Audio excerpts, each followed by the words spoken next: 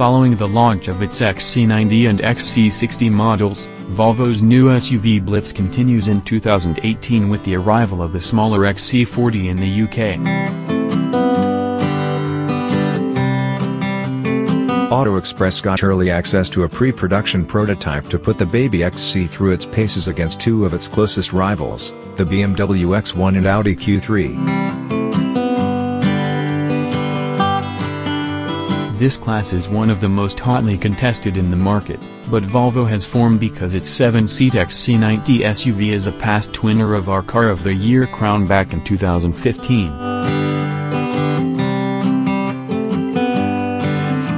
While the midsize XC60 took the Best Premium SUV title at our annual New Car Awards last year.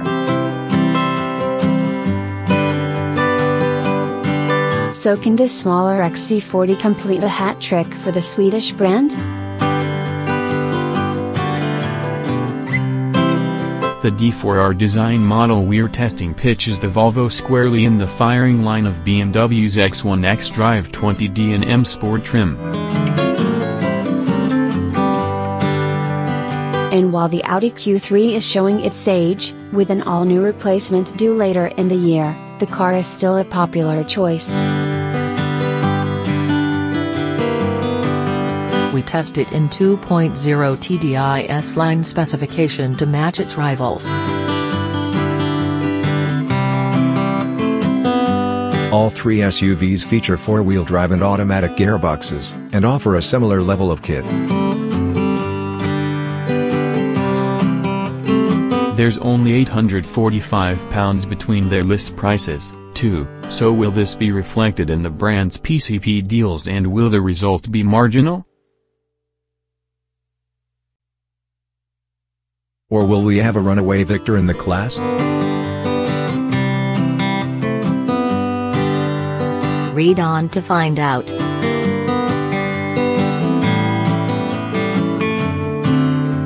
Volvo XC40.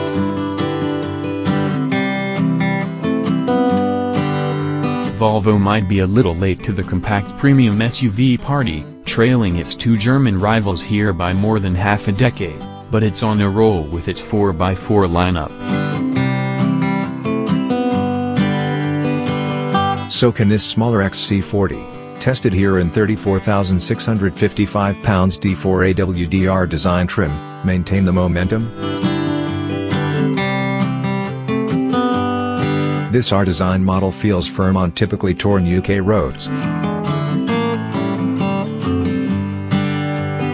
The chassis deals with more flowing undulations well, but sharper bumps shock the chassis, whereas the X1 smothers imperfections a little more adeptly. However, the light steering and more focused chassis setup in our design trim mean that the Volvo does at least respond well to inputs.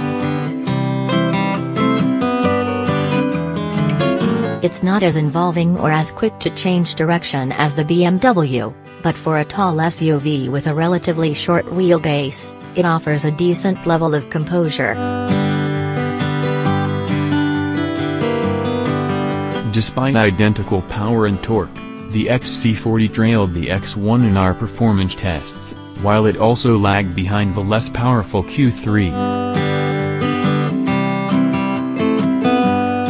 The deficit to the BMW in the sprint from 0 to 60 miles per hour was 0.6. It took 8.2 seconds.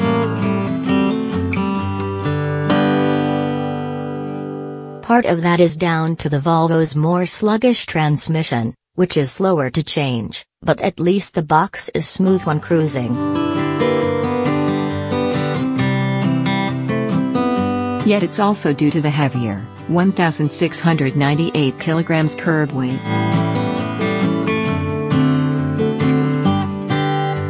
The combination meant that the XC40's in-gear acceleration wasn't as quick as its rivals, but it wasn't desperately slow, either, taking 6.0 seconds between 50 and 70 miles per hour in fifth gear, which was just 0.3 behind the Audi.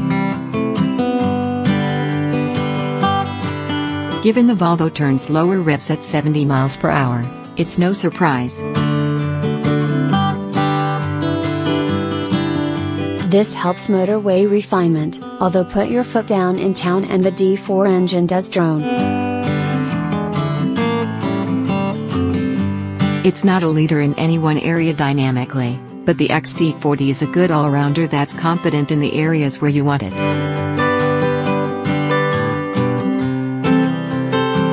Audi Q3.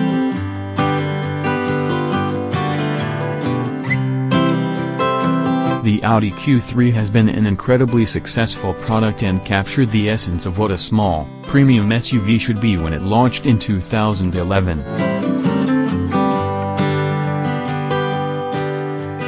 However, 6 years on, is this still true of the £35,500 2.0 TDI Quattro 184 S-tronic S-Line Edition model that we're testing here?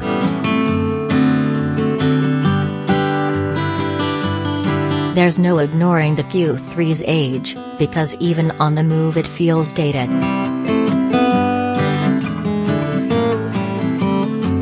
The ride isn't as forgiving as the X1s or even the XC40s, while the body rolls more in corners, so the Audi doesn't feel all that composed, even though it offers adequate grip.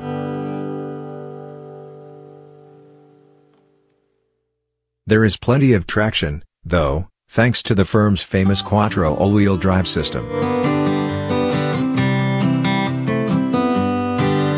Together with the snappy changes from the 7-speed dual clutch box in dynamic mode, the Q3 was actually the quickest car on test from 0 to 60 miles per hour, clocking a time of just 7.3 seconds. Part of that is due to shorter gearing, so the Audi can zip through its ratios faster, which also helped the cars in gear performance.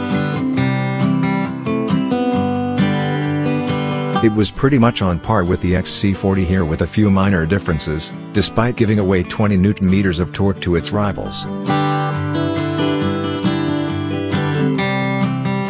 However, you know you're working the engine hard because refinement and isolation aren't as good as in the Q3's competitors.